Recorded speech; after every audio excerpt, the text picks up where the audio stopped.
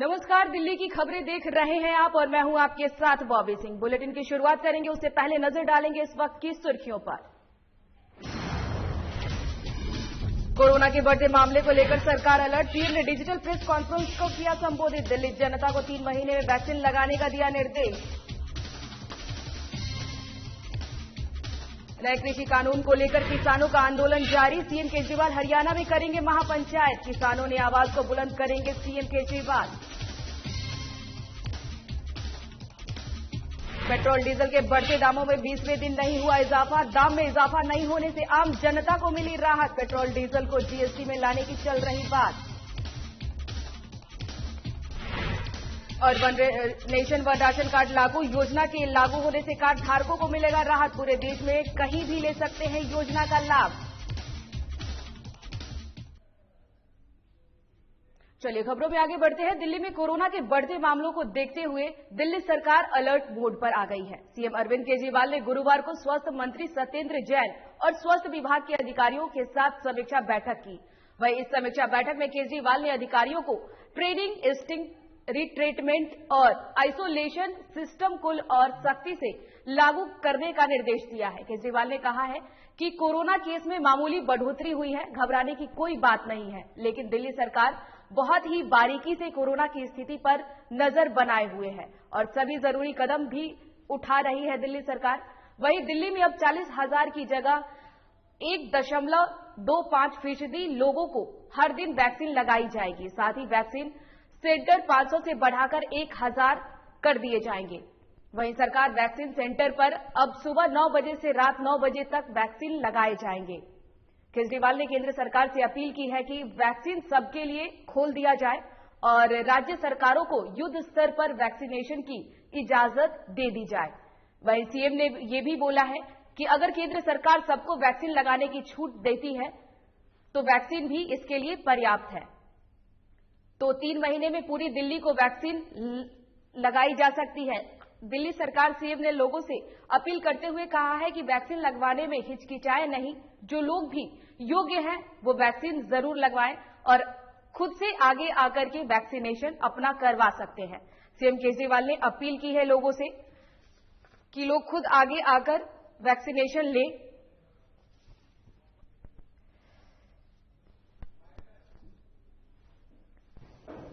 नमस्कार।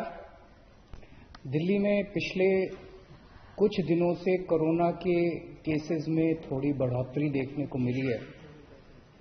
जो पहले सर्ज आया था पिछले साल जून में, फिर सितंबर में, फिर नवंबर में, जब 8,000 केस, 6,000, 7,000 केसेस हो गए थे, उस तरह से तो नहीं है, लेकिन पिछले कुछ हफ्तों के अंदर एक वक्त ऐसा था जब 100-125 केसेस डेली के ऊपर हम लोग पहुंच गए थे।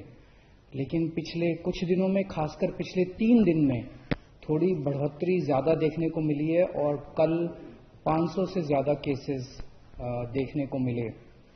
तो उसको ध्यान में रखते हुए आज हम सब लोगों ने हमारे सरकार में इसके ऊपर चिंता की।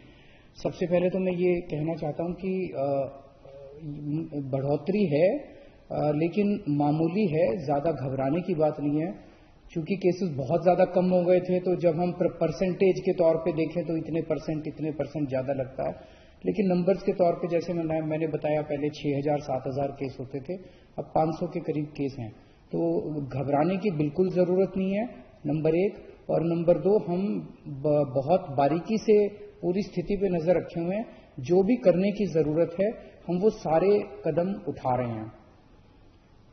दिल्ली के अपने जो एक्सपर्ट्स हैं उनकी राय ली जा रही है और केंद्र सरकार के जो एक्सपर्ट्स हैं उनके भी लगातार संपर्क में दिल्ली सरकार बनी हुई है और उन सभी एक्सपर्ट्स से हम राय ले रहे हैं और जो वो बता रहे हैं वो सारे कदम उठाए जा रहे हैं। चूंकि पिछले कुछ हफ्तों में केसेस कम हो गए थे तो थोड़ा बहुत ढिलाई आ गई थी पूरे सिस्टम के अंदर। आज सख्त आदेश जारी कर दिए गए कि भाई जो हमारा ट्रैकिंग, ट्रेसिंग, आइसोलेशन वाला जो पूरा सिस्टम था उसको और सख्ती के साथ हमें लागू करना है, सर्विलेंस को सख्ती के साथ लागू करना है और एनफोर्समेंट बहुत सख्त करना है। जो मास्क पहनने का और सोशल डिस्टेंसिंग का, ये सारी चीजें हमें अब सख्ती के साथ लागू करनी है। लेकिन जैसा हम जानते हैं कि जनवरी के महीने से देश भर में वैक्सीनेशन का कार्यक्रम शुरू हो गया। वैक्सीन लगाने के बाद काफी हाई चांसेस होते हैं कि आदमी को दोबारा कोरोना नहीं होगा, और वैक्सीन एक तरह से कोरोना से बचने का सबसे इफेक्टिव तरीका आज के डेट में है। तो एक तरफ तो अपने को वैक्सीन आ गई है, और दूसरी तरफ अगर कोरोना के केस बढ़ें तो ये सही नहीं है। तो आज उसके ऊपर भी चर्चा हुई। हमने देखा कि दिल्ली के अंदर लगभग 30 से 40 हजार लोगों को हम डेली लगा रहे हैं। इसमें दोनों चीजें हैं। एक तरफ तो हमारे अंदर सिस्टम के अंदर जो भी कमियां हैं उन कमियों को दूर किया जाएगा ताकि ज्यादा से ज्यादा लोगों को वैक्सीन लगाई जा सके, और दूसरी तरफ जो लोग अभी भी लगवाने में हिचकिचा रहे हैं उनको मैं अपील करना चाहता हूं कि हिचकिचाने की जरूरत नहीं है। मैंने भी लगवा लिया वैक्सीन, मेरे माता पिता ने भी लगवा लिया, सब लोग सही हैं, किसी को कोई प्रॉब्लम नहीं हुई, उल्टा अब हम सेफ हो गए हैं कोरोना से। तो एक तो सबको मैं अपील करना चाहता हूं कि सब लोग जो एलिजिबल है वो वैक्सीन लगवाएं। ये जो 30 से 40 हजार पर डे वैक्सीन लग रहे हैं, अब इसको बढ़ा के हम 1.25 लाख पर डे वैक्सीन लगाया करेंगे। अगले कुछ दिनों के अंदर हम इसके लिए अपनी कैपेसिटी भी बढ़ा रहे हैं। नंबर ऑफ सेंटर्स जो अभी लग रहे हैं दिल्ली के अंदर, वो लगभग मोटे मोटे तौर पे प्राइवेट और सरकारी मिला के 500 सेंटर के ऊपर लग रहे हैं। इसको डबल किया जाएगा, 500 से 1000 सेंटर्स के ऊपर हम इसको लेके जाएंगे। जो अभी सेंटर्स पे लग रहे हैं, स्पेशली सरकारी सेंटर्स पे, वो 9 बजे से 5 बजे तक लगते हैं। अब इसको 9 बजे से रात को 9 बजे तक टाइम बढ़ाया जा रहा है ताकि ज्यादा लोगों को लगाया जा सके। केंद्र सरकार से भी मैं अपील करना चाहता हूं कि अभी उन्होंने जो गाइडलाइंस जारी की हैं सेंटर्स की, वो बहुत ज्यादा सख्त हैं, जिसकी वजह से नए सेंटर्स खोलने में दिक्कत हो रही है। अब तो अपना 2 महीने का एक्सपीरियंस हो गया वैक्सीन लगाने का। इसके बेसिस पे हम केंद्र सरकार को चिट्ठी भी लिख रहे हैं कि अपने इन पैरामीटर्स को थोड़ा सा रिलैक्स कर दीजिए ताकि और ज्यादा सेंटर्स में वैक्सीन लगाई जा सके। सारी हिदायतें बरतेंगे, सब कुछ बरतेंगे, किसी के ऊपर किसी तरह की आंच नहीं आने देंगे। लेकिन जो शुरुआत में वो जो प्रिकॉशंस लिए थे, अब अगर थोड़ा ढील कर दिया जाए तो उसमें नए सेंटर्स खोलने में हम लोगों को मदद मिलेगी। कुछ सेंटर्स ऐसे भी हैं जो कि 24 घंटे चल रहे हैं और भी कई सेंटर्स को 24 घंटे चलने के लिए वो करेंगे। हम आज प्लान कर रहे थे कि केंद्र सरकार से पहले मैं अपील करना चाहता हूं कि अब वक्त आ गया। ये बड़ी दुर्भाग्यपूर्ण होगा कि एक तरफ हमारे देश ने वैक्सीन बनाने में इतनी बड़ी लीड ली है, हमारे डॉक्टर्स ने, हमारे साइंटिस्ट्स ने इतना अच्छा काम किया, और दूसरी तरफ अगर देश के अंदर कोरोना के केस बढ़ गए तो ये तालमेल नहीं खाती बात, ये हजम नहीं होती बात। तो अभी जो इतना स्ट्रिक्ट रेस्ट्रिक्शन किया हुआ है कि 60 साल के ऊपर ही वाले लगाएंगे, 45 साल से ऊपर वो जिनको कोमोर्बिडिटी है, बहुत ज्यादा वो किया हुआ है, सख्त किया हुआ है कि ये लगा सकता है, ये नहीं लगा सकता, ये केवल ये एलिजिबल है, वो एलिजिबल नहीं है। मेरा उनसे निवेदन है कि अब हमारे देश के अंदर काफी प्रोडक्शन वैक्सीन का बढ़ गया है और अब ये वैक्सीन खोल देनी चाहिए। जो बताते हैं 18 साल से कम वालों को नहीं लगानी, उनको छोड़ के अब हमें एक ऐसी, अभी हम ये लिस्ट जारी कर रहे हैं कि कौन एलिजिबल है, कि 60 साल से ऊपर वाले एलिजिबल हैं, 45 साल से ऊपर वाले वो एलिजिबल है जो कोमोर्बिडिटी है। उसकी बजाय हमें एक ऐसी लिस्ट बनानी चाहिए कि कौन एलिजिबल नहीं है, कि 18 साल से कम आयु वाले एलिजिबल नहीं है और ये एलिजिबल नहीं है जिनके अंदर ये मेडिसिन। अब उसके लिए हमें खोल देनी चाहिए वैक्सीन, हमें अलाउ कर देना चाहिए, वॉक इन कर देना चाहिए, हर जगह केवल वॉक इन कर देना चाहिए। जैसे नॉर्मल वैक्सीन लगती है ऐसे ये भी, अगर केंद्र सरकार अलाउ करती है वैक्सीन लगवाना किस सबको, और अगर हमें वैक्सीन की सफिशिएंट सप्लाई मिल जाती है तो आज हम लोगों ने प्लान बनाया कि हम 3 महीने के अंदर पूरी दिल्ली को वैक्सीन लगा सकते हैं।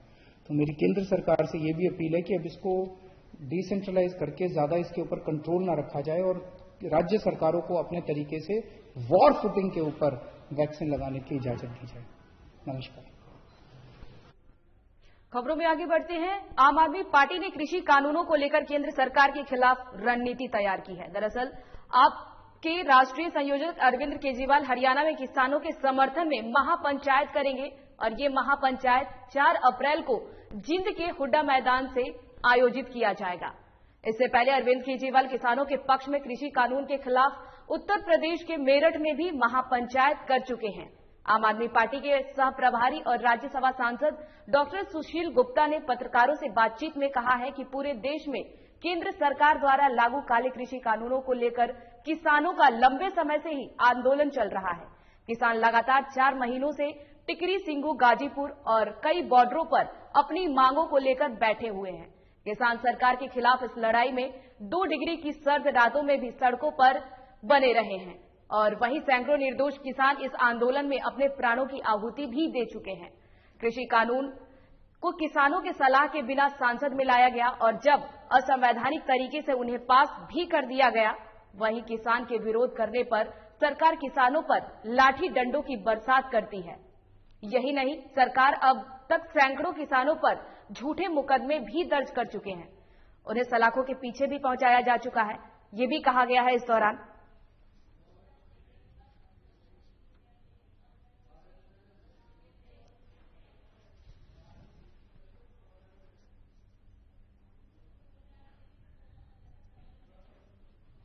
तो आपको बता दें कि कृषि कानूनों के खिलाफ किसानों का प्रदर्शन लगातार जारी है और इसी को लेकर के लगातार महापंचायत किया जा रहा है। तो आपको बता दें कि आम आदमी पार्टी के सह संयोजक अरविंद केजरीवाल महापंचायत करेंगे और इससे पहले भी आपको बता दें कि सीएम केजरीवाल ने मेरठ में महापंचायत की थी और ये उनका दूसरा महापंचायत है जहां पर वो किसानों के समर्थन में महापंचायत करेंगे और ये महापंचायत 4 अप्रैल को जींद से हुड्डा मैदान में आयोजित किया जाएगा।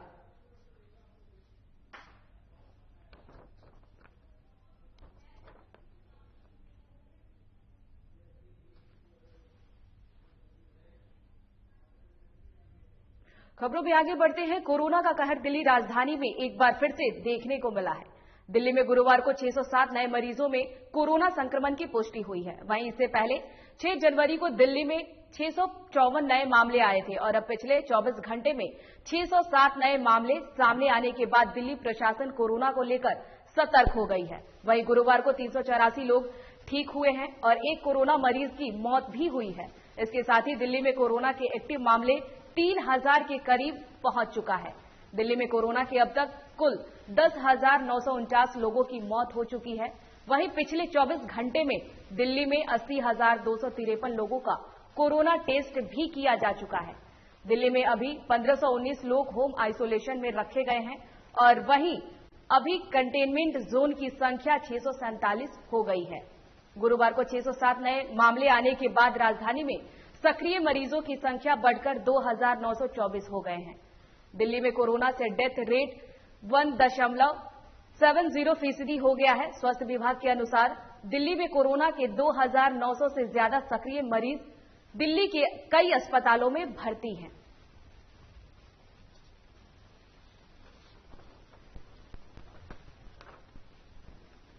तो आपको बता दें कि राजधानी दिल्ली में कोरोना का कहर लगातार जारी है। संक्रमण मरीजों की संख्या में इजाफा हो रहा है लगातार। आपको बता दें कि गुरुवार को 607 नए मरीजों में कोरोना संक्रमण की पुष्टि हुई है। वहीं इससे पहले 6 जनवरी को दिल्ली में 654 नए मामले सामने आए थे और अब पिछले 24 घंटे में 607 नए मामले सामने आए हैं। साथ ही नए मामले सामने आने से दिल्ली प्रशासन सतर्क हो गई है और लगातार गाइडलाइंस का पालन किया जा रहा है। लोगों से अपील की जा रही है कि कोरोना की गाइडलाइंस का पालन करें।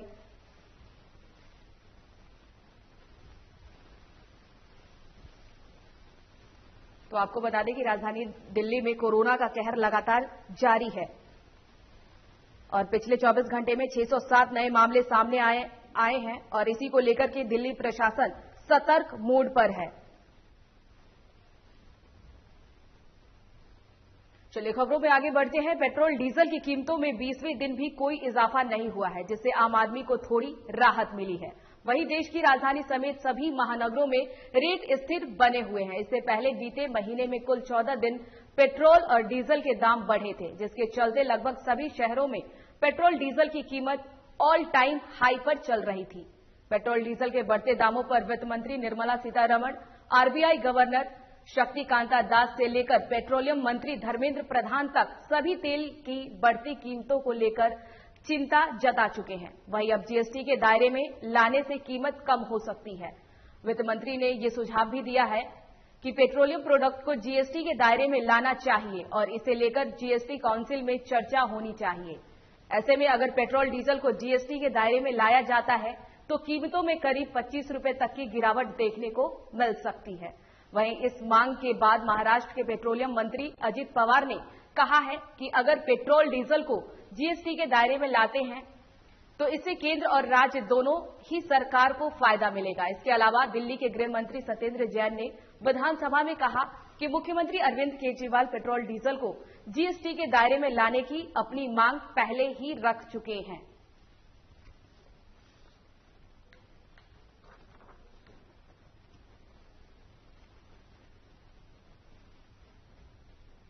तो आपको बता दें कि पेट्रोल डीजल की कीमतों में 20वें दिन भी कोई इजाफा नहीं हुआ है, जिससे आम लोगों को राहत मिलती हुई दिखाई दे रही है। वहीं देश की राजधानी समेत सभी महानगरों में रेट स्थिर बने हुए हैं। इससे पहले बीते महीने कुछ 14 दिन पेट्रोल और डीजल के दाम बढ़े थे, जिसके चलते लगभग सभी शहरों में पेट्रोल डीजल की कीमत ऑल टाइम हाई पर रही थी।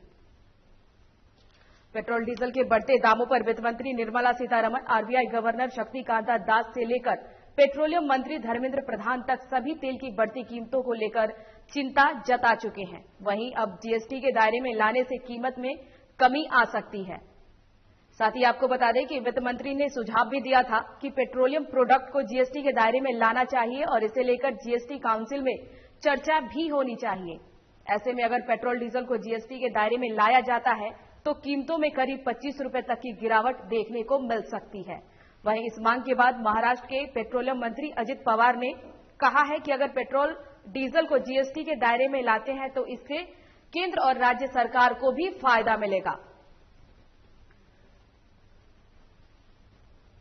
इसी के साथ खबरों में आगे बढ़ते हैं। कोरोना के बढ़ते मामलों से निपटने के लिए की जा रही सख्ती के साथ ही दिल्ली सरकार ने कोरोना वैक्सीनेशन को बढ़ाने के लिए भी कोशिशें शुरू कर दी है। इसी क्रम में दिल्ली के सभी सरकारी अस्पतालों को आदेश दिया गया है कि उनमें कोरोना वैक्सीनेशन सेंटर बढ़ाए जाएं। इसके लिए 22 मार्च तक का समय भी दिया गया है। दिल्ली के स्वास्थ्य और परिवार कल्याण विभाग की तरफ से जारी किए गए आदेश में कहा गया है कि दिल्ली के हर सरकारी अस्पताल में कम से कम 6 कोरोना वैक्सीनेशन सेंटर बनाए जाएं। वहीं विभाग की तरफ से कहा गया है कि कोरोना वैक्सीनेशन को तेज करने के लिए ये करना बहुत ही जरूरी है।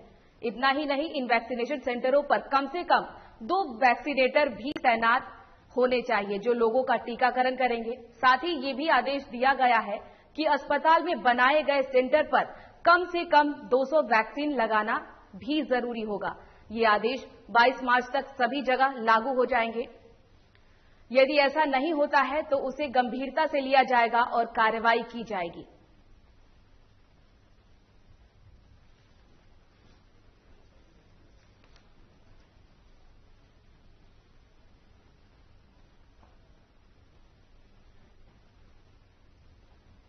चलिए खबरों में आगे बढ़ते हैं। भारत में पिछले 10 महीनों से कोरोना संक्रमण के मामलों में सबसे अधिक वृद्धि पिछले 5 दिनों में देखा गया है। आम दिनों की अपेक्षा पिछले 7 दिनों की औसत वृद्धि 39% दर्ज की गई है। पिछले 24 घंटे में दर्ज किए गए मामलों की संख्या 40,000 के करीब पहुंच गई है। बताते चले कि पिछले 24 घंटे में भारत में कोरोना के 39,726 नए मामले सामने आए हैं। इसके साथ ही देश में कुल कोरोना पॉजिटिव मामलों की संख्या 1,15,14,331 हो गई है, जबकि कुल 154 नई मौतों के बाद देश में अब तक मरने वालों की संख्या बढ़ चुकी है।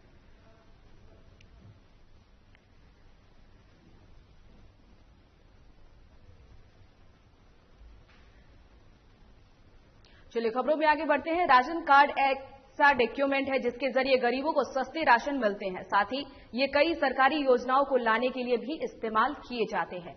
कई बार लोगों को राशन कार्ड में नाम जुड़वाने में काफी मुश्किल होती है। लेकिन अब सरकार ने लोगों को राशन कार्ड में नाम जोड़ने के लिए आसान कर दिया है। बता दें कि भारत सरकार ने अब पूरे देश में one nation one ration card योजना को लागू कर दिया है।